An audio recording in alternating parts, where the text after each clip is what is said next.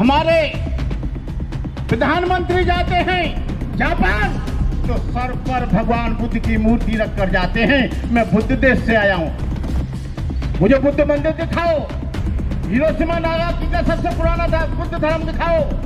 और जब भारत में आता है तो कहता है कि हिंदू राष्ट्र बनाओ। ये दोनों बात कैसे चल सकती हैं? देश जो है न रामायण से चलेगा, न गीता से चलेगा, न कुरान से चलेगा। ये देश की व्यवस्था चलेगी तो केवल बाबा साहब के संविधान से चलेगी। बाबा साहब के संविधान को जिंदा रखो। बाबा साहब अम्बेडकर ने कहा था कि मेरा ये सिद्धांत जिंदा रखना है, ये संविधान जिंदा रखना है, और संविधान जिंदा रखना है तो अम्बेडकर जिंदा है। और जिस दिन संविधान मर गया उस दिन तुम मर जाओगे, तुम्हारा समाज मर जाएगा, तुम्हारे आने वाली नस्लें जो हैं वो गुलाम हो जाएंगी। तुम्हारे आने वाली पीढ़ियों का आज ये मनुस्मृति से देश को चलाना चाहते हैं, आज कह रहे हैं कि इन्होंने संविधान बना लिया है।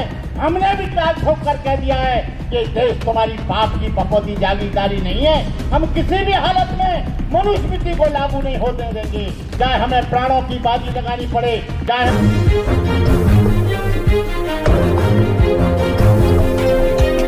आज गगन मलिक 84,000 बुद्ध मूर्तियां बांट रहा है। मैंने गगन मलिक से कहा सांची में, गगन मलिक जी आपको मालूम है कि मूर्ति पूजा कब आई? आपको मालूम है कि बुद्ध की मूर्ति पूजने से कोई मिशन नहीं आएगा, कोई धर्म नहीं आएगा। ये केवल बुद्ध के दर्शन पर चलने से, बुद्ध के सिद्धांतों पर चलने से, 4 आर्य सत्यों को समझने से, प्रतिसमुत्पाद को समझने से, अष्टांगिक मार्ग पर चलने से धर्म आएगा। ये मूर्ति से धर्म नहीं आएगा। ये 650 वर्ष बाद भगवान बुद्ध की मूर्तियों का प्रादुर्भाव हुआ। 250 वर्ष तक कोई भी मूर्तियां नहीं थी।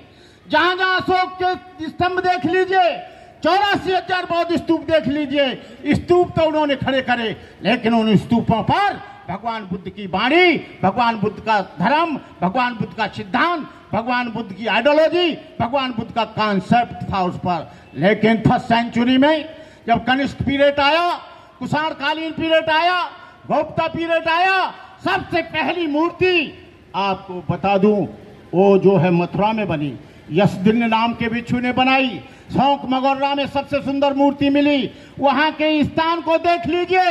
ये लोग जो कहते हैं कि ये बौद्ध धर्म, अरे भाई ये बौद्ध धर्म तो 2,500 वर्ष पुराना ही नहीं।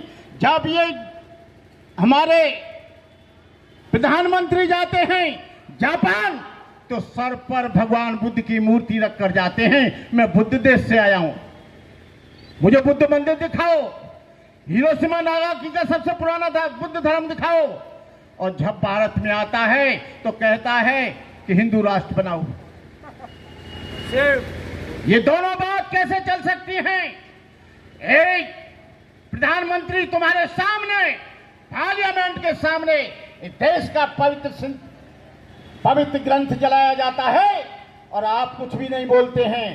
कहने का मतलब यह है कि ये देश जो है न रामायण से चलेगा, न गीता से चलेगा, न कुरान से चलेगा।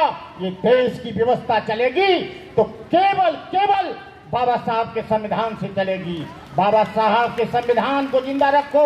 बाबा साहब अम्बेडकर ने कहा था कि मेरा ये सिद्धांत जिंदा रखना है, ये संविधान जिंदा रखना है, और संविधान जिंदा रखना है तो अम्बेडकर जिंदा है।